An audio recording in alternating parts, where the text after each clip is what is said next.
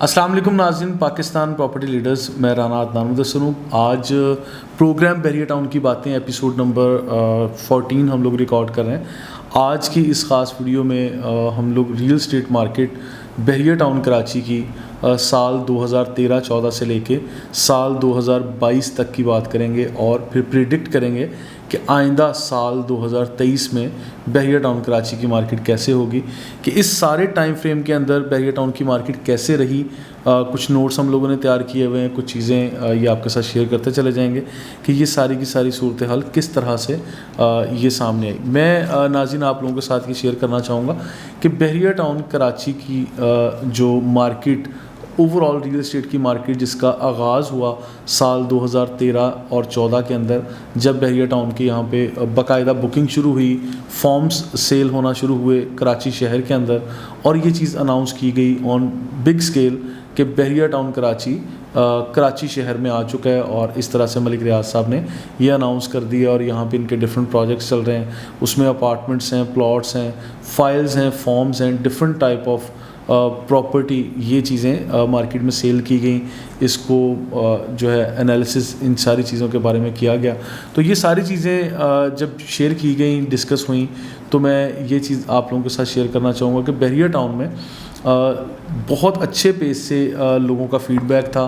बहुत अच्छे अंदाज़ में लोगों ने यहाँ चीज़ें परचेज़ की, बहुत अच्छे अंदाज़ में लोगों ने फीडबैक दिया कि yes this is the right place to invest. और ख़ास कर मैं ओवरसीज़ पाकिस्तानीज़ को यहाँ डिस्कस करूँगा, जिन लोगों ने मलिक रियाज साहब को मलिक रियाज बनाया, जिन लोगों ने मलिक रियाज साहब पे ट्रस्ट किया और बहरिया टाउन के साथ जुड़े। क्योंकि आज से पहले बहरिया टाउन लाहौर, बहरिया टाउन रावलपिंडी और दीगर शहरों में बहरिया टाउन और मलिक रियाज साहब अपना लोहा मनवा चुके थे और उसके बाद फिर यहाँ आए। जब यहाँ पे बाकायदा आगाज़ हुआ, डेवलपमेंट का काम हुआ और मौके पे काम होता हुआ भी नज़र आया, तो बहुत सारे लोगों ने ट्रस्ट किया वंस अगेन बहरिया टाउन पे और फिर बहरिया टाउन में अपनी इन्वेस्टमेंट को पार्क करना शुरू कर दिया। और उस टाइम बहुत अच्छे हालात थे, लोगों ने अर्न भी किया, बहुत जल्दी यहाँ पे डेवलपमेंट भी हो रही थी, बहुत जल्दी लोग प्रॉफिट भी अर्न कर रहे थे, बैलेटिंग भी हो रही थी, लोग अपने अपार्टमेंट, प्लॉट्स, विलास या डिफरेंट चीज़ें जो भी थी वो साल 2015 और 16 तक लोगों को उनकी प्रॉपर्टीज़ जो है हैंड ओवर भी होना शुरू हुई, यानी उनको बाकायदा अलॉटमेंट के साथ सारी चीज़ें मिलना भी शुरू हुई। ऐसा नहीं था कि इस सारे टाइम फ्रेम के दौरान कोई ऐसी बात हो कि कोई ऐसे लोग हैं जिन लोगों ने पेमेंट्स भी कर दी और उनको प्लॉट या विलास या अपार्टमेंट उनको नहीं मिले, यानी बहरिया टाउन मुतासरीन का कोई वजूद नहीं था। बहरिया टाउन मुतासरीन एक बहुत बड़ा चैप्टर है, इसको हम अलग से भी बात करेंगे, लेकिन जहाँ जहाँ ज़रूरत महसूस हुई इंशाल्लाह मैं डिस्कस भी करता चलूँगा। तो नाज़रीन आप लोगों को बताने का मकसद ये है कि आज बहरिया टाउन कराची की 10 साला रियल एस्टेट मार्केट को मैं इस वीडियो में डिस्कस कर रहा हूँ। तो ये जो 10 साला रियल एस्टेट मार्केट बहरिया टाउन कराची की किस तरह से मलिक साहब ने यहाँ शुरू किया और फिर किस तरह से यहाँ पे रियल एस्टेट का एक बहुत बड़ा बाज़ार लगा, बाज़ार गर्म हुआ, मुख्तलिफ़ एरिया से, ना सिर्फ कराची, ना सिर्फ सिंध, बल्कि पूरे पाकिस्तान से, मुख्तलिफ़ एरिया से, मुख्तलिफ़ शहरों से, छोटे बड़े शहरों से एक बड़ी तादाद में इन्वेस्टर्स ने यहाँ का रुख किया, डीलर्स ने यहाँ का रुख किया, कस्टमर्स ने यहाँ का रुख किया, और कारोबारी बिरादरी या कारोबारी लोग जिन लोगों का ताल्लुक़ किसी भी एरिया से, इलाका से या किसी भी शहर से था, वो लोग भी बहरिया टाउन कराची तशरीफ़ लाए, उन लोगों ने इन्वेस्ट भी किया। और फिर कराची शहर से ताल्लुक़ रखने वाले लोग एक बड़ी तादाद में हैदराबाद से और दीगर छोटे बड़े शहरों से यहाँ पर लोग इन्वेस्टमेंट के लिए आए, क्योंकि बहुत अच्छी प्रॉफिट अर्निंग भी हो रही थी। तो लिहाजा मैं ये कह सकता हूँ, अगर हम ग्राफ बना के एक प्रेजेंटेशन देते हैं तो हम ये कह सकते हैं कि साल 2013 और 14 के बाद जैसी इन्वेस्टमेंट हुई, साल 2015 और 16 में उसका ग्राफ काफ़ी अच्छा ऊपर चला गया। और फिर साल 2017 और 17 में भी चले हम कह सकते हैं नॉर्मल था। साल 2018, 17 और 18 के इन बिटवीन कोई हालात कुछ इस तरह के हुए कि सुप्रीम कोर्ट के केस एक्टिव हुए यहाँ पे, यानी कुछ ऐसी चीज़ें सामने आई कि बहरिया टाउन की प्रॉपर्टीज़ एक बड़ी तादाद में लोगों को नहीं मिली, या आप ये कह लें कि बैलेटिंग के दौरान उनके नाम नहीं आया, और फिर कोई बाउंड्री वॉल वगैरह बनना शुरू हुई सुप्रीम कोर्ट के ऑर्डर्स के मुताबिक। जब प्रीमिसेस डिफ़ाइन करना शुरू किए तो शायद एक बहुत बड़ी तादाद में लोगों के plots out of boundary wall चले गए, जिससे लैंड एक्विजिशन के प्रॉब्लम्स आए और हम ये कह सकते हैं इल्लीगल लैंड्स, ये वाले सारे इशू थे, लैंड एक्विजिशन के थे, सुप्रीम कोर्ट का केस चला और फिर इस वजह से ये मार्केट जो है वो काफ़ी डिस्टर्ब हुई। इससे पहले साल 2016 में टैक्स के इश्यूज़ थे कि बैरियर टाउन के ऊपर या रियल स्टेट में, पूरे पाकिस्तान में कहीं भी रियल स्टेट सेक्टर के ऊपर जब टैक्सेस अप्लाई किए गए तो मार्केट एक दफ़ा काफ़ी ज़्यादा यानी आप ये कह लें कि डाउनफॉल का शिकार हुई, एक धचका लगा मार्केट को, पूरे पाकिस्तान की रियल एस्टेट मार्केट को, क्योंकि गवर्नमेंट ऑफ पाकिस्तान ने कोई फेडरल टैक्सेस कह लें, कैपिटल गेन टैक्स कह लें या प्रॉपर्टी टैक्सेस जो थे वो कुछ ज़्यादा लगा दिए थे। इस वजह से भी मार्केट में काफ़ी ज़्यादा फ़र्क पड़ा था कि लोगों ने बाइंग सेलिंग ज़रा कम कर दी थी या लोगों ने रियल स्टेट में इन्वेस्ट करना ज़रा कम कर दिया था। फिर इसके अल्टरनेट दूसरे सेक्टर्स में लोगों ने ऑब्वियसली इन्वेस्ट किया होगा। तो हम बात करते हैं साल 2017 और 18 की, जब सुप्रीम कोर्ट का केस यहाँ पर एक्टिव हुआ तो मार्केट का ग्राफ काफ़ी ज़्यादा नीचे आ गया। आज मैं साल 2022 में बैठ के, नवंबर का महीना है, साल 2022 है, मुझे आज क्या ज़रूरत महसूस हुई है कि मैं साल 2018 को या सुप्रीम कोर्ट के केस को या उस वक्त की रियल एस्टेट मार्केट को डिस्कस करूं। इसको भी मैं आज की मार्केट के साथ ज़रा लिंक करूंगा, इसको आप लाजमी सुनिएगा। नाज़रीन, ये बहुत अहम फैक्टर है क्योंकि साल 2018 में या 17 के आखिर में जाके जिस तरह की मार्केट की सिचुएशन थी, साल 2018 इज़ द राइट टाइम, जो मुझे बड़ी अच्छी तरह याद है। सुप्रीम कोर्ट में केस एक्टिवली चल रहे थे, कोई भी हेयरिंग आती थी या कोई भी जो रिपोर्टिंग होती थी, मैं रिपोर्ट करता था बहरिया टाउन कराची के ये सारे के सारे केस के बारे में, और किस तरह से सुप्रीम कोर्ट ने डिसाइड किया कि एक इतनी अमाउंट है वो 7 साल के टाइम फ्रेम के अंदर बहरिया टाउन को पे करनी है। फिर बहरिया टाउन की बाउंड्री वॉल डिफ़ाइन की गई, प्रीमिसेस डिफ़ाइन किए गए और फिर बैरियर टाउन के बहुत सारे एरियाज़ को लीगलाइज़ किया गया। फिर सर्वे डिपार्टमेंट्स ने बैरियर टाउन का सर्वे किया। MDA मलीर डेवलपमेंट अथॉरिटी के साथ जो केसेस थे, लैंड एक्विजिशन के प्रॉब्लम्स थे या जो भी केस चल रहे थे वो रिज़ॉल्व होने की तरफ आए। उसके बाद हम ये कह सकते हैं कि बैरियर टाउन की बहुत सारी चीज़ें बेहतरी की तरफ आईं, लेकिन साल 2018 वो टाइम था जब मार्केट बिल्कुल डाउन हो चुकी थी। आप ये कह सकते हैं कि वो घर जो आज 2 या 2.5 करोड़ रुपए की कीमत में 200 गज़ का मिलता है, वो घर उस वक्त डेड मार्केट में 1 करोड़ रुपए की कीमत में मार्केट में बिकने के लिए आ गए थे। प्लॉट्स की कीमतें बहुत कम थी, क्योंकि ये बात मैं भी मानता हूँ, आप लोग भी मानते हैं कि बैरियर टाउन कराची की रियल एस्टेट मार्केट का ताल्लुक बहुत बड़ी हद तक न्यूज़ के साथ भी होता है। जब कोई अच्छी या बुरी खबरें आती हैं मार्केट में तो एक बड़ी तादाद में लोग उन खबरों के ऊपर कान धरते हैं और अपनी इन्वेस्टमेंट को उसके मुताबिक इन्वेस्ट करने के लिए सोचते हैं या अपने बड़े फ़ैसले करना शुरू कर देते हैं। तो आज मैं यहाँ इस वीडियो में कुछ टिप्स भी दूंगा, लेकिन पहले मार्केट को साथ साथ समझता चलूँ कि आज टिप ये है कि मार्केट, ये जो न्यूज़ आ रही होती हैं, ये चीज़ें आ रही होती हैं, आप लोग कुछ चीज़ों को फोर्स ही कर रहे हैं, प्रिडिक्ट करना जानते हैं, लेकिन इसके साथ साथ मैं ये कहूँगा कि जल्दबाजी के फ़ैसले आप लोग ना किया करें। जब रियल स्टेट में आप इन्वेस्ट कर चुके हैं तो फिर आप लोगों को जो यानी आप लोगों को सब्र व तहम्मुल का मुज़ाहरा करना है और आप लोगों को वेट एंड सी वाली सिचुएशन पे जाना है। फिर आप लोगों को होल्डिंग कैपेसिटी के साथ मार्केट में रहना है, क्योंकि जो होल्ड करना जानता है रियल स्टेट में वो विनर होगा। ठीक है, तो मैं हमेशा ये जानता हूँ कि जीत उसी की होगी जो लोग रियल स्टेट मार्केट में होल्डिंग कैपेसिटी के साथ आते हैं या इंतज़ार करना जानते हैं या सर्वाइव करना जानते हैं। आप लोग और सिंपल कर देता हूँ, जो सर्वाइव करना जानते हैं। अफरा तफरी का आलम अपने ऊपर नाफिज ना किया करें कि हाँ जी अब तो ये फ़लाँ ख़बर आ रही है, फ़लाँ काम हो गया, अब ऐसा हो जाएगा, अब वैसा हो जाएगा, हालात इस तरफ जा रहे हैं और अब तो हमने जनाब एनी हाउ डू और डाई वाली बात, हमने यहाँ से बेचना और अपनी इन्वेस्टमेंट निकालनी है। आज साल 2022 में बैठ के साल 2018 को याद करने का एक मकसद ये भी कि आज भी almost same kind of situation बन चुकी है मार्केट की। मुझे बहुत अच्छी तरह याद है कि साल 2018 में एक बड़ी तादाद में रियल एस्टेट के ऑफिस बैरियर टाउन कराची की मार्केट में बंद हो गए थे। बहुत बड़ी तादाद में लोग यहाँ से छोड़ के चले गए थे। बड़ी माजरत के साथ मैं सम टाइम ऐसे वर्ड्स यूज़ कर देता हूँ जो लोगों को नागवार गुजरते हैं। मैं कह देता हूँ कि फसली बटेरे, जो लोग मार्केट में शायद लॉन्गर लॉन्गर रन में नहीं सर्वाइव कर सके, वो लोग जो बैरियर टाउन कराची की रियल एस्टेट मार्केट को यानी चार्म देख के या ग्रोइंग या थोड़ा शाइनिंग देख के आ जाते हैं और फिर बहुत लंबे अरसे तक सर्वाइव नहीं कर सकते, तो वो लोग फिर अपने ऑफिस बंद करना शुरू कर देते हैं। या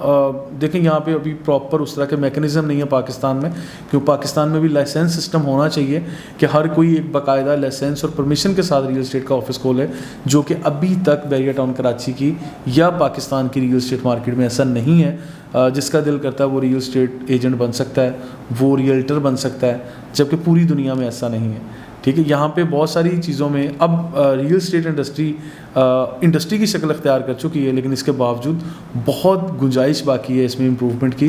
बहुत अच्छे यानी टेक्निकलिटीज़ हैं, या आप ये कह सकते हैं कि बहुत अच्छे पैटर्न्स हैं जो अभी हमें फॉलो करने हैं, ऐसे रूल्स पॉलिसीज़ हमें बनानी है जिनको हम लोगों ने फॉलो करना है। खैर, बात वापस आते हैं अपने टॉपिक की तरफ कि जो लोग आर्जी तौर पे मार्केट को देख के या असेस करके तशरीफ़ लाते हैं मार्केट में, अच्छे पैसे बनाते हैं,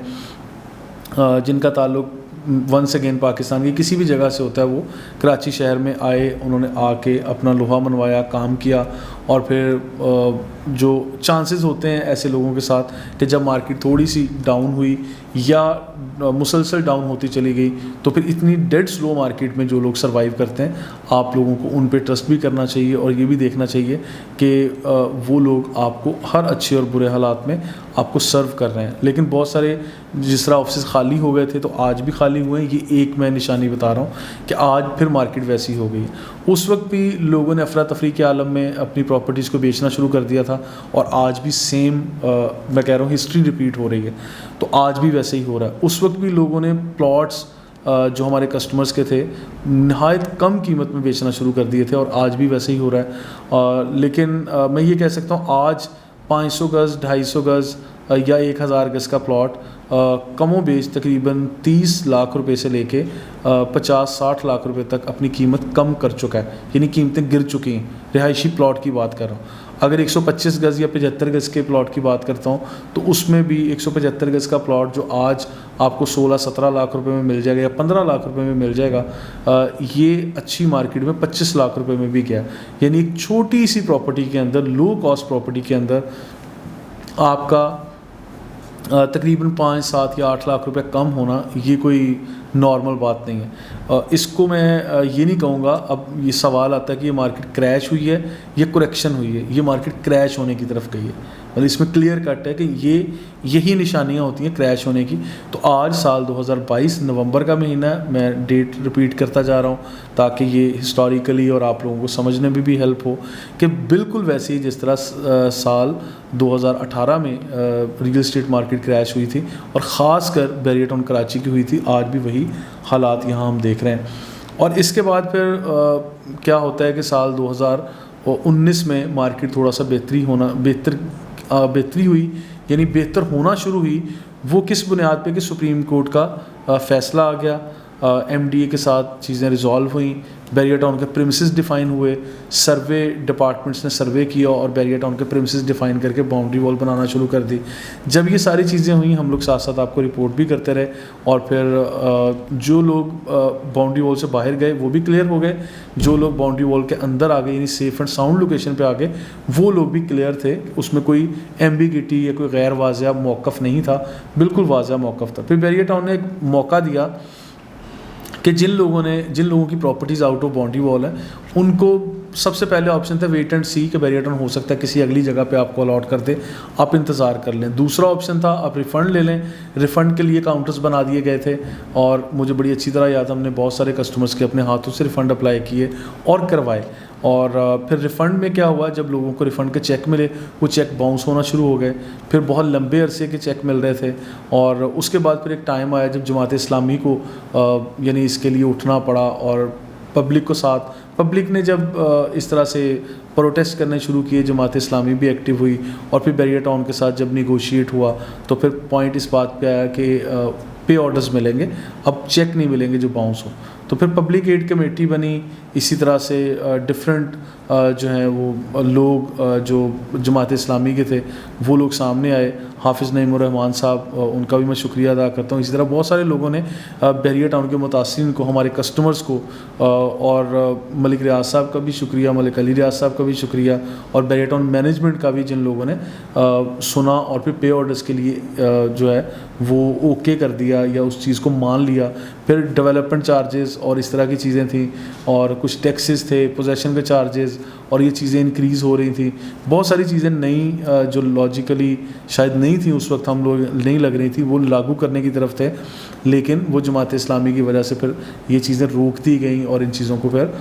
यानी डिले में डाल दिया गया, फिर इम्प्लीमेंट नहीं किया गया। साल 2019 में मार्केट नॉर्मल हो गई, और साल 2019 में जब मार्केट का graph Aahista Aahista step by step ज़रा ऊपर आना शुरू हुआ, तो बहुत अच्छी तरह ट्रेड नॉर्मल मार्केट में चलती गई। साल 2020 और साल 2021 ये वो टाइम फ्रेम थे जब मार्केट बहुत अच्छे अंदाज में ज़बरदस्त पेस से स्टेप बाय स्टेप ऊपर जाती गई, और फिर लोगों ने इन्वेस्ट करना भी शुरू किया। बहुत सारे एरियाज़ में पोजेसन भी मिल गया। बहरिया टाउन में जितने अपार्टमेंट्स थे, विलास थे, ये प्लॉट्स वाला एरिया था, वहाँ पोजेसन मिल गया, अब कंस्ट्रक्शन की परमिशन मिल गई। फिर साल 2021 वो रेवोल्यूशनरी ईयर कंसीडर करता हूँ मैं, जिसमें कंस्ट्रक्शन का बाकायदा आगाज़ हुआ। हम लोगों ने एक मूवमेंट चलाई बहरिया टाउन कराची को ख़ास कर लेके, कि बहरिया टाउन कराची में कंस्ट्रक्शन रेवोल्यूशन 2021 के नाम से हमने ये मूवमेंट शुरू की थी, कि साल 2021 वो साल है जब बहरिया टाउन कराची में बाकायदा कंस्ट्रक्शन यानी तामीर का काम शुरू किया गया। और साल 2021 के बाद साल 2021 और साल 2022 अब ख़त्म होने को है, यानी ये 2 साल नहायत अहम थे, क्योंकि इससे पहले कोई भी प्रोजेक्ट जो शुरू हुए थे वो इक्का दुक्का कोई काम कर रहे थे। लेकिन इन 2 सालों के बाद जो लोग ये 2 साल तक इन 2 सालों में बहरिया टाउन विज़िट नहीं किया जिन लोगों ने, आज मैं आपको इनवाइट करता हूँ कि आप बहरिया टाउन को विज़िट करें, और आप इनकलाबी किस्म का यहाँ पे चेंज देखेंगे। ठीक है, आप लोगों को पता चलेगा कि किस तरह से बहरिया टाउन ने इतने कम टाइम में इतने मेगा स्ट्रक्चर्स खड़े कर दिए हैं, और किस तरह से यहाँ पे इन्वेस्टमेंट आई है, किस तरह से यहाँ पे लोगों ने अपना इंटरेस्ट शो किया है from all cities and all areas of Pakistan. और फिर ख़ास कर हमारे ओवरसीज़ पाकिस्तानीज़ जिनका ताल्लुक किसी भी जगह से था, और वो लोग बहुत बड़े इन्वेस्टर्स थे, या रियल स्टेट में या कंस्ट्रक्शन में डेवलपमेंट में जिन लोगों का रोल था। मैं ऐसे लोगों को भी जानता हूँ जिन लोगों ने तुर्की में रियल स्टेट का काम किया, दुबई में रियल स्टेट का काम किया, अमेरिका कनाडा में रियल स्टेट का काम किया, और आज वो लोग बहरिया टाउन में काम कर रहे हैं। और वो लोग वो क्वालिटी देना चाहते हैं जो एज एन ओवरसीज़ पाकिस्तानीज़ उन्होंने ऑब्ज़र्व किया, एक्सपीरियंस किया, आज वो चीज़ें इम्प्लीमेंट कर रहे हैं। वो अपना एक्सपीरियंस बहरिया टाउन के अंदर इम्प्लीमेंट करके अपने लोगों को वो चीज़ें अपने लोगों के साथ शेयर करना चाह रहे हैं। ऐसे बहुत सारे प्रोजेक्ट्स यहाँ आ चुके हैं, ऐसे बहुत सारी प्रोडक्ट्स यहाँ आ चुकी हैं, ऐसे बहुत सारे लोग यहाँ आ चुके हैं। तो मैं वापस आता हूँ कि साल 2021 वो साल था जब कंस्ट्रक्शन ने बूम पकड़ा, और जब कंस्ट्रक्शन ने बूम पकड़ा तो फिर बिल्डर्स का रोल इसमें काफ़ी अहम था, कि जब प्रॉपर्टीज़ की कीमतें भी नॉर्मल थीं, और फिर जब महंगाई, जब इन्फ्लेशन रेट बढ़ा, डॉलर की प्राइस ऊपर चली गई, और कोविड की इस दौरान सारी सिचुएशन भी आई, जब मार्केट ऊपर नीचे हुई, रुकी, डेड स्लो हुई। कोविड की सिचुएशन को भी आप लोग जानते हैं, आप सब ने उस दौरान भी इन चीज़ों को स्टडी किया होगा। लेकिन खैर इन सारी चीज़ों के बावजूद कंस्ट्रक्शन यहाँ पे दबा के हुई, बड़े ज़बरदस्त अंदाज में हुई, बड़े ज़बरदस्त पेस से हुई, और मार्केट स्टेबल यानी स्ट्रॉन्ग थी। कोई ऐसा नहीं था कि इलॉजिकल प्राइस बढ़ रही है या कोई भी बंदा अपनी मर्ज़ी से पैसे डिमांड कर रहा है, ऐसा नहीं था। लेकिन साल 2021 के आखिर में और साल 2022 के आगाज़ में मैं समझता हूँ कि वो टाइम आया, आज से तकरीबन ऑलमोस्ट 1 साल का टाइम हो सकता है, 1 साल कब वो टाइम आया जब मार्केट का ग्राफ फिर आहिस्ता आहिस्ता नीचे आना शुरू हुआ। इनिशियल स्टेजेस पे मैं भी और मुझ जैसे और बहुत सारे दोस्त ये समझते थे मार्केट में करेक्शन आ रही है, और इट्स वेरी नॉर्मल, क्योंकि देखिए हम लोग भी रियल स्टेट में स्टूडेंट्स हैं, काम करते हैं, लेकिन बहुत सारी चीज़ों को हम कोई वो जादुई नज़र से नहीं देख सकते, लेकिन हम लोग सिर्फ असेस कर सकते हैं मार्केट को, मार्केट के तेवर पढ़ने की कोशिश करते हैं, और देखते हैं कि ऊँट किस करवट बैठता है और किस तरह से चीज़ें होती हैं। डॉलर रेट का ऊपर जाना, और फिर आलमी मंडी में ऑयल की प्राइसेस, फिर कंस्ट्रक्शन मटेरियल की कॉस्ट का बढ़ना, फिर अनएक्सपेक्टेड बढ़ना, क्योंकि नॉर्मल में हालात में, नॉर्मल हालात में ये होता है, माहिरीन ये कहते हैं, कंस्ट्रक्शन से ताल्लुक़ रखने वाले लोग, रियल एस्टेट से ताल्लुक़ रखने वाले लोग, कि पूरी दुनिया में जब भी कोई प्रोजेक्ट लॉन्च किया जाता है कंस्ट्रक्शन के मुतालिक, हाई राइज बिल्डिंग के जो प्रोजेक्ट है उसमें 10 से 12% जो प्राइस गेन होती है उसको लोग असेस करके अपनी कैलकुलेशंस का या फिजिबिलिटी रिपोर्ट का हिस्सा बनाते हैं। लेकिन पाकिस्तान की तारीख में या दुनिया की तारीख में शायद ये पहली दफ़ा हुआ है कि 30 से 32% या 35% तक इस दफ़ा में फ़र्क देखने को मिला था, जिसमें डॉलर रेट का बढ़ना, ऑयल प्राइसेस बढ़ना, बिल्डिंग मटेरियल की कॉस्ट बढ़ना, कॉस्ट ऑफ लैंड का बढ़ना, तो अनएक्सपेक्टेड किस्म के रेट्स ऊपर चले गए। लोग जिन लोगों ने कम रेट पे अपनी प्रॉपर्टी सेल की थी या बुकिंग्स पकड़ी थी, वो लोग शायद इस प्राइस पे वो लोग भागना शुरू हो जाएंगे या हो चुके हैं, जो लोग उस प्राइस पे डिलीवर ही नहीं कर सकेंगे। और फिर इससे अगली बात कि प्राइसेस कम होना शुरू हो गई जब लोगों ने देखा कि बैरियर टाउन हालांकि अब लीगली पहले से ज़्यादा स्ट्रॉन्ग है, डिफाइंड चीज़ें हैं, 100% क्लियर है। फिर ये वाला चेंज ना सिर्फ पाकिस्तान बल्कि दुबई के रियल एस्टेट में, कनाडा के, ऑस्ट्रेलिया के, अमेरिका के, हर जगह पे पूरी दुनिया में देखते हैं, क्योंकि जो हमारे ओवरसीज़ पाकिस्तानीज़ हैं वो ज़्यादा अच्छे समझते हैं कि हर जगह पे रियल एस्टेट के बुरे हालात हो गए। जब पूरी दुनिया में बुरे हालात हुए तो ऑब्वियसली पाकिस्तान में भी होने थे और फिर बहरिया में भी होने थे। तो बहरिया में भी ये बुरे हालात हुए हैं क्योंकि कैश फ्लो पूरी दुनिया में टाइट हो चुका है, कम हो चुका है। What are the reasons behind, आप लोग बेहतर समझते हैं, लेकिन आहिस्ता आहिस्ता ये चीज़ें जब बेहतर होंगी तो उसके बारे में ये हम लोग एक राय कायम करेंगे या प्रिडिक्ट करेंगे, जो मैं या मुझ जैसे मार्केट में काम करने वाले अदना से लोग जो अपनी राय देते हैं, उस राय को मैं आज आपके साथ भी शेयर करूँगा। साल 2022 ऑलमोस्ट ख़त्म होने को है, एक आध महीना रह गया। अभी नवंबर के महीने में हम लोग ये वीडियो रिकॉर्ड कर रहे हैं और अभी मार्केट क्रैश, बुरी तरह से क्रैश हो के बहुत नीचे आ चुकी है। घरों की कीमतें भी नीचे आ चुकी हैं, अपार्टमेंट की कीमतें भी कम हो चुकी हैं, प्लॉट्स की कीमतें तो बहुत ज़बरदस्त और बुरे अंदाज में कम हो चुकी हैं, जिसमें मैंने अभी मेंशन किया कि 20-30 लाख से लेके 50-60-70 लाख तक भी प्लॉट की कीमतें कम हुई हैं, जिसमें 250 गज़, 500 गज़, 1000 और 2000 गज़ के प्लॉट शामिल हैं, फार्म हाउस वगैरह, ये वो सारी चीज़ें शामिल हैं। फिर कमर्शियल प्लॉट्स की कीमतों में भी अच्छा खासा फ़र्क पड़ा, जो कि पहले ग्राफ काफ़ी ऊपर जा चुका था, फिर ग्राफ बिल्कुल यूँ डाउन नीचे आ गया। अब मैं बात करता हूँ कि साल 2022 ऑलमोस्ट ख़त्म होने को है। जब ये ग्राफ नीचे नीचे नीचे और नीचे ही आता गया, आखिर ये कब तक नीचे आता जाएगा? आपका भी सवाल ये है, मेरा भी सवाल ये है, और हमसे मुंसलिक या जिन लोगों की इन्वेस्टमेंट है, जिन लोगों का इंटरेस्ट है यहाँ, जिन लोगों के कंसर्न्स हैं, हर किसी का सवाल ये बनेगा। तो मैं इसके जवाब में ये कहता हूँ कि देखें, हर चीज़ की एक लिमिट होती है और मैं ये समझता हूँ कि वो लिमिट इस साल के एंड होने में, ख़त्म होने तक वो लिमिट भी ख़त्म हो जाएगी कि अब लोग कैसे सर्वाइव करेंगे। अब this is the right time कि लोग इन्वेस्ट उस तरह से नहीं कर रहे, अब सिर्फ सर्वाइव कर रहे हैं। अगर कोई हाई राइज प्रोजेक्ट, कोई मेगा प्रोजेक्ट शुरू करने का प्लान कर रहे थे तो लोगों ने नए प्रोजेक्ट्स देना बंद कर दिए हैं। लोगों के, बड़े इन्वेस्टर्स के, बिल्डर्स के वो प्रोजेक्ट जिसकी ऑलरेडी प्रीवियसली कमिटमेंट्स थी, वो कमिटमेंट्स पूरी करने के इस टाइम पोजीशन में है कि हम लोग पहले वाली कमिटमेंट पूरी कर लें, नया कोई प्रोजेक्ट अभी लॉन्च ना करें। इस तरह की ये सारी चीज़ें मार्केट में चल रही हैं नाज़रीन। तो मैं आज आप लोगों को ये बताऊँगा कि साल 2022 के आखिर में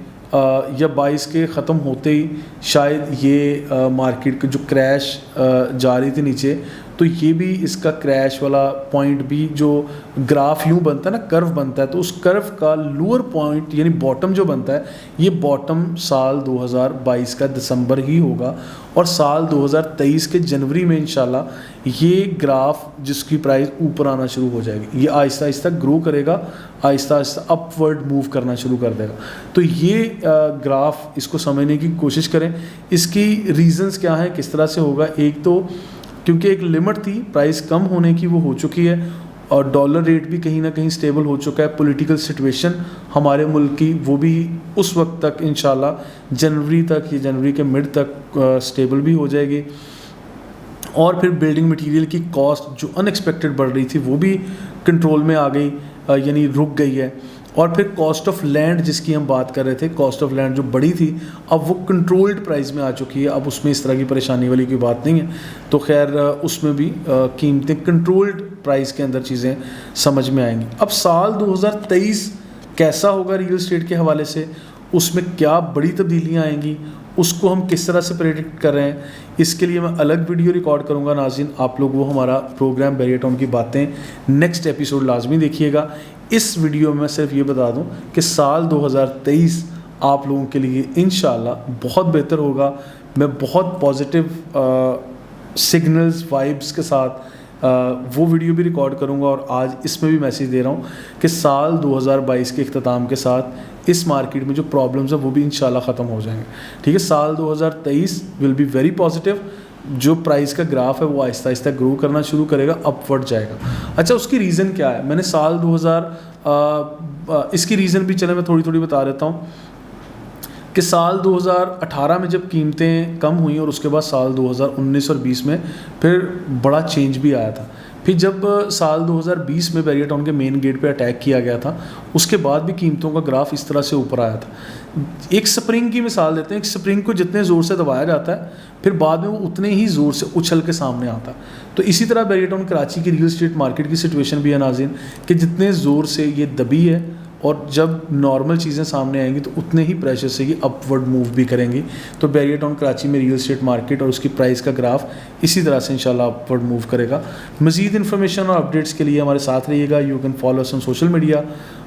हमारा यूट्यूब चैनल लाजमी सब्सक्राइब कर लें अगर अभी तक नहीं किया। फेसबुक पेज और हमारे जो भी सोशल मीडिया चैनल्स हैं उसको लाजमी फॉलो कर सकते हैं आप। Thank you so much.